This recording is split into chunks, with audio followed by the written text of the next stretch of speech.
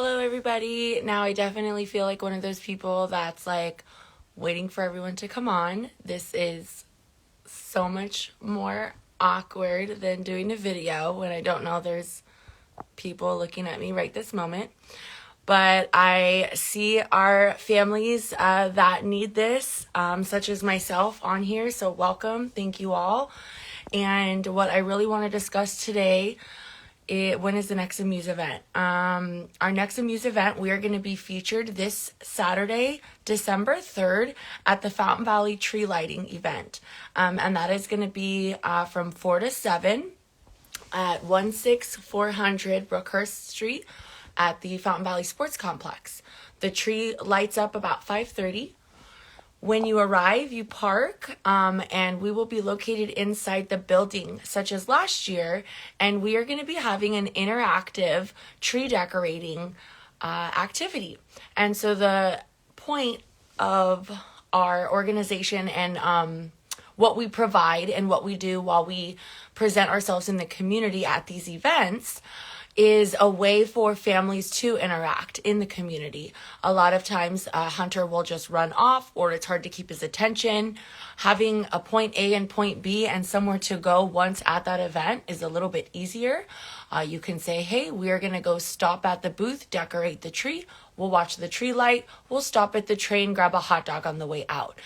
So for our families, such as mine, our days are very precisely mapped out, or they're all over the place. So, you get what you get, and you don't throw a fit.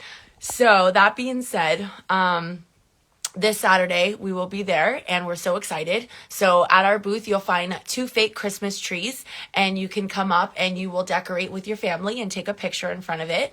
For Hunter, for the first few years of his life, he, would knock the ornaments off or would try to tip the tree over. He's now growing into loving it, but we provide for families of all different age and different demographics and needs. So I keep a journal of literally all of my personal experiences and all of the experiences and stories that I learned from others. And it's just real life change and adaptation. Adaptation. I love that word. So today specifically, while I have everyone here and while grandma's watching the kids, we're going to talk about IHSS. So IHSS, in-home support services. Anyone can be an IHSS worker if qualified. What does it mean to be qualified for IHSS? IHSS is a third-party company, and they employ individuals. If they pass a background check, they pass a fingerprint, you have to pass all of the, you have to check those boxes, right? If you are able to work with children and the elderly, okay? Some are not. However, if you are a parent, that does not matter.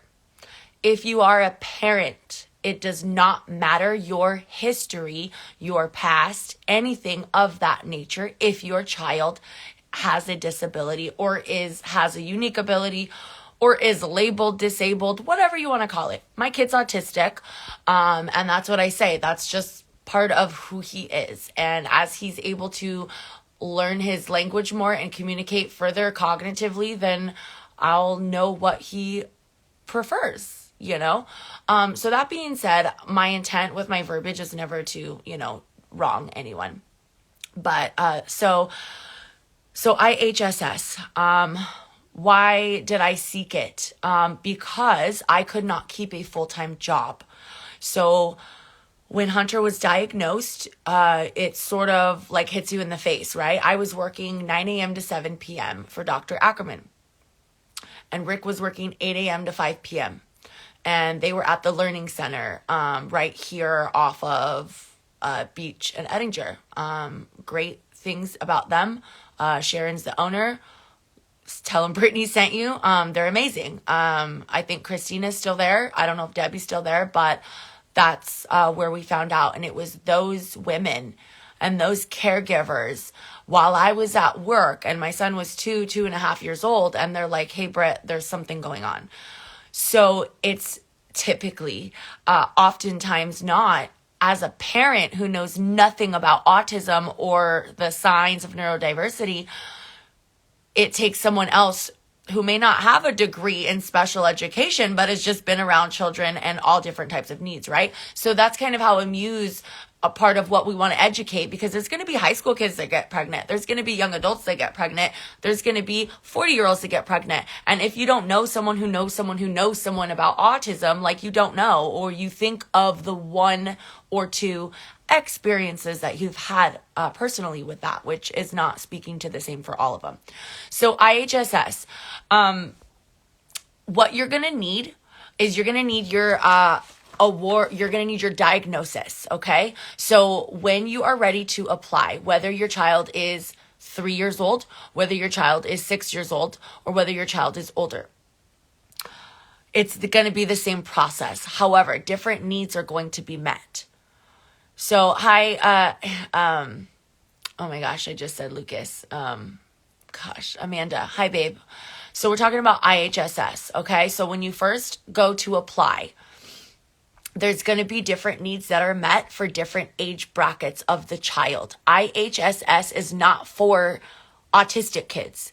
It could be for your grandmother who cannot take a shower by herself. It could be for somebody who just had surgery that needs help recovering, okay? So you will undergo video orientation through IHSS about being their company caregiver, okay?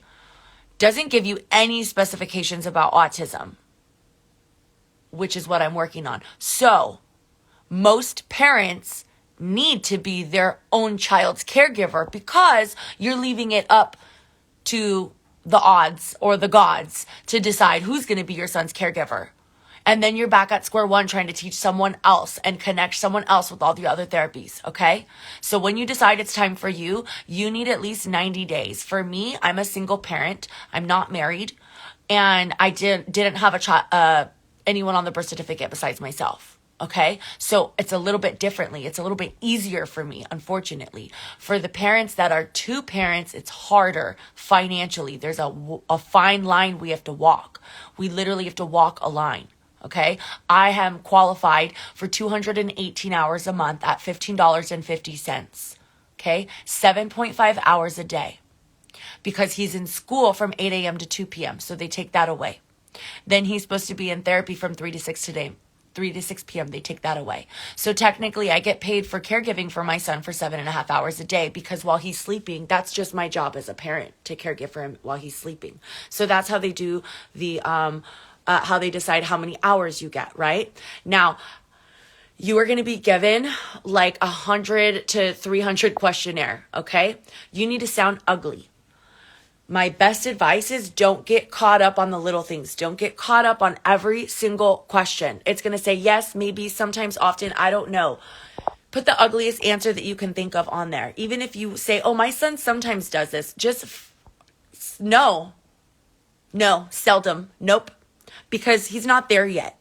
These are very black and white. So in order to get the amount of, you always want more services than less.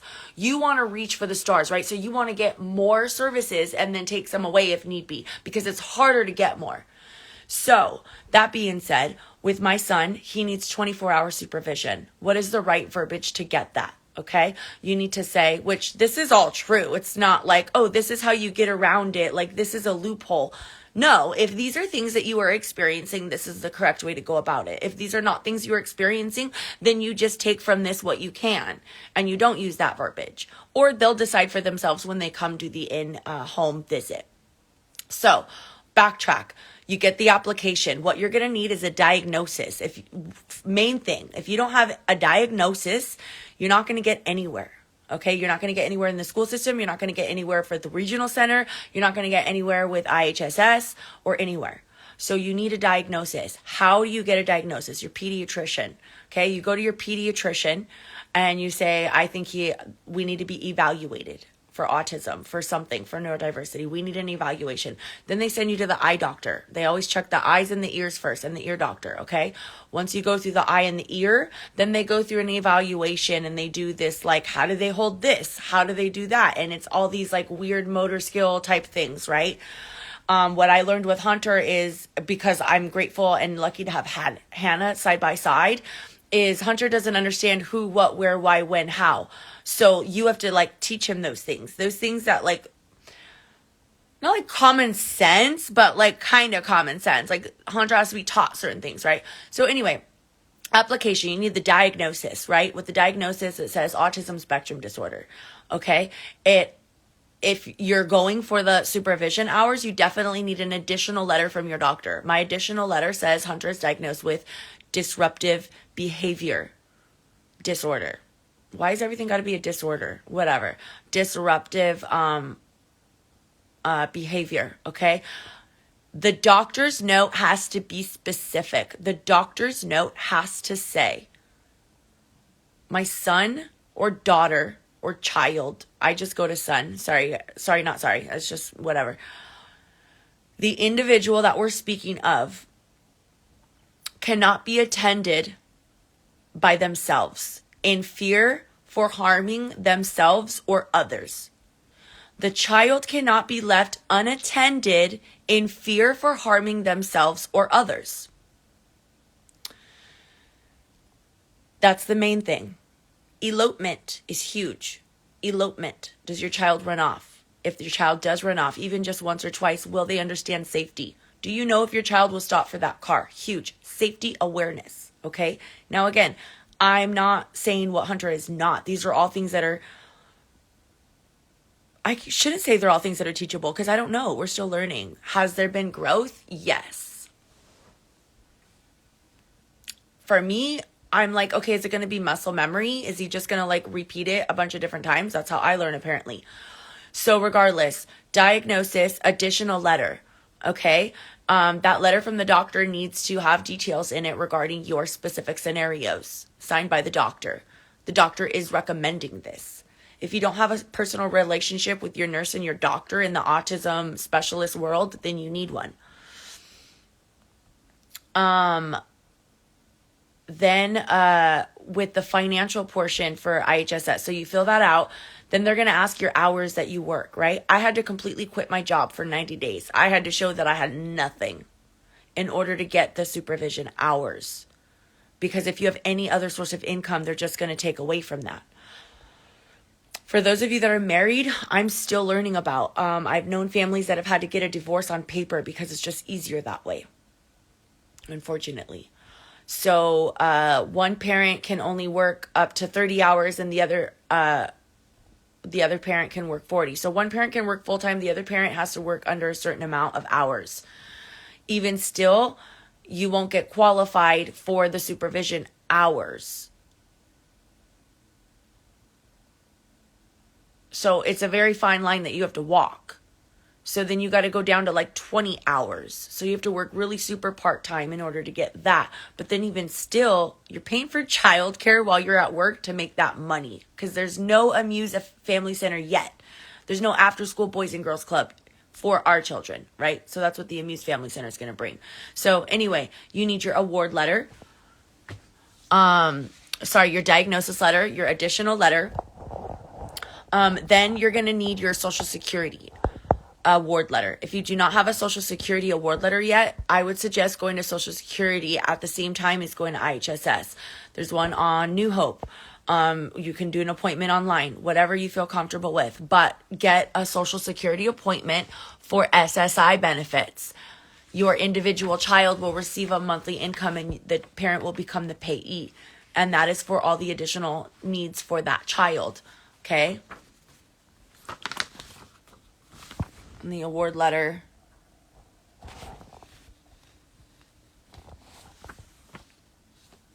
Anywho, hopefully I didn't show too much. Anyway, it's an award letter. It's like, the title sounds silly. You're like, what's an award letter? What do they need? It's just stating, we plan to increase Hunter Boss monthly supplemental security income, this to this. It's just stating like, hey, you're getting these services, okay? So Social Security in your local city, definitely do that. And that's separate from IHSS. Social Security is just a for sure secured income monthly for your child with special needs. So that in the case that you can only work very part-time, like a nighttime waitressing job, you can supplement it. Okay. I'm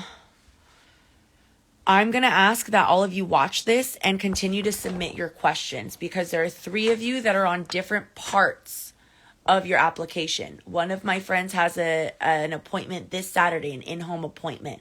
So I think I covered those. Do you need to secure your knives? Yes. Will your child touch the fire? Do they know that the fire's hot? I don't know. For a long time, I didn't know what Hunter would do. He'd get so close to it, and now he just like blows on it. So all of these things, and like I said, all the questionnaires, you need to sound uglier than it is. Again, not lying, not breaching the truth or anything, but as a parent, emotionally and mentally, when you're going through these surveys and these questionnaires, it's disheartening. It's draining, and it's mentally distraught. Like, it's tough. So just don't get caught up on that part. Get these dang services, okay? And then you can go from there.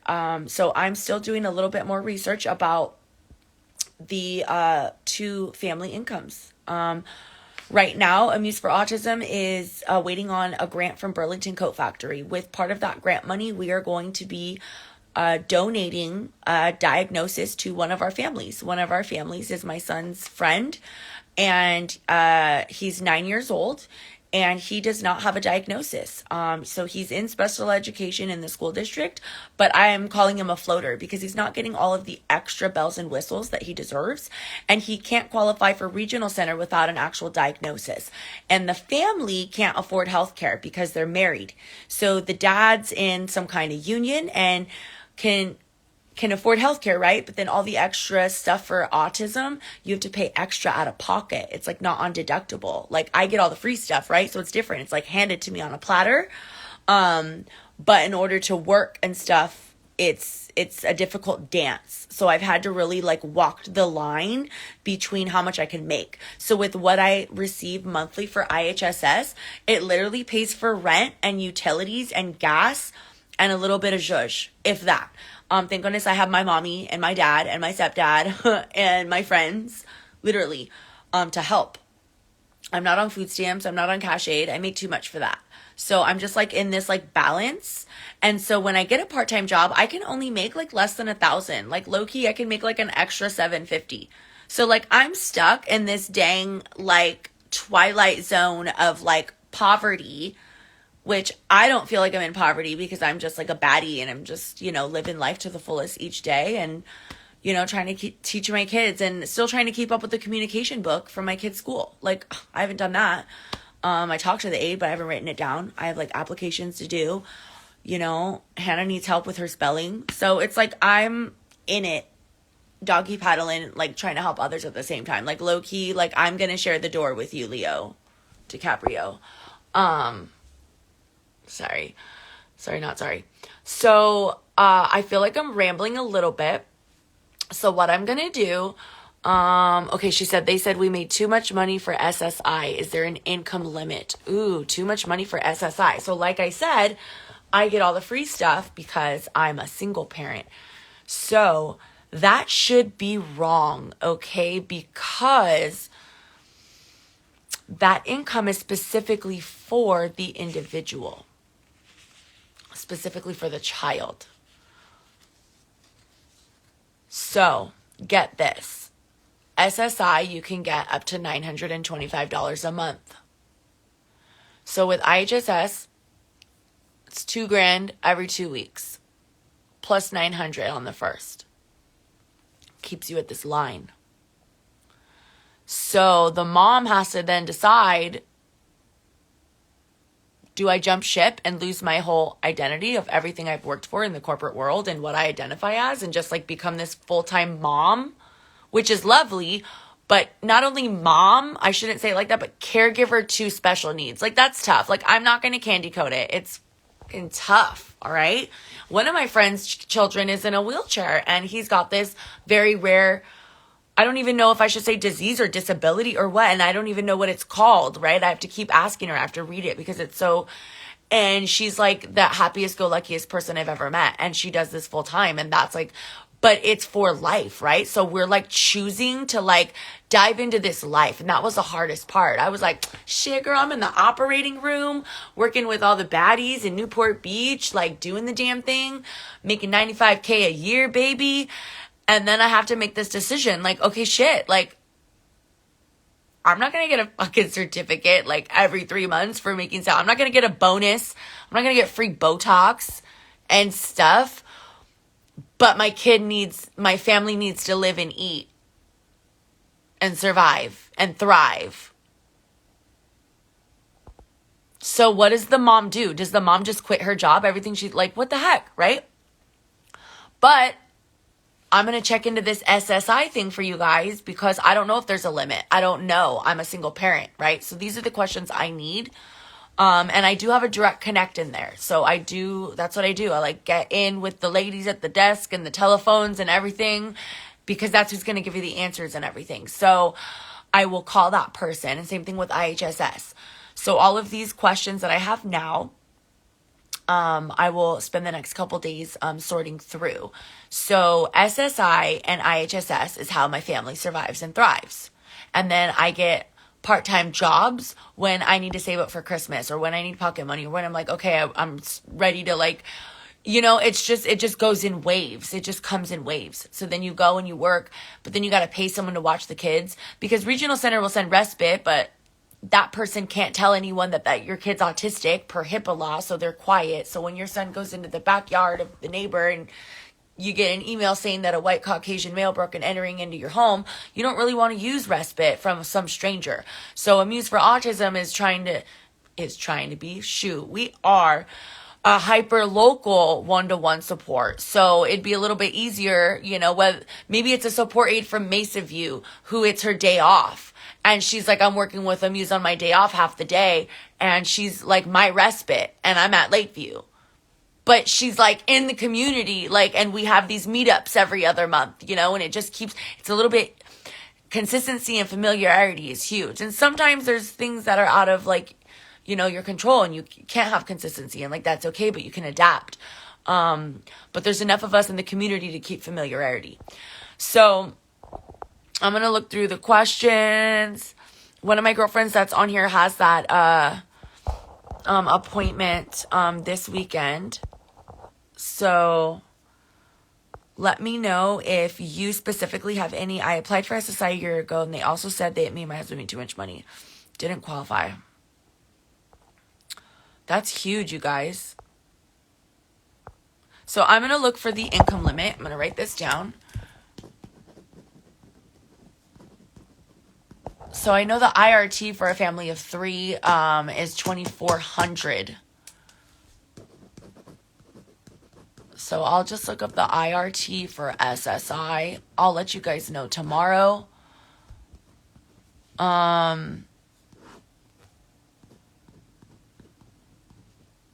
That's really like one of the main questions. And it's really like it's just like a decision. Am I going to quit everything and depend on all these services to just live a life with my kid?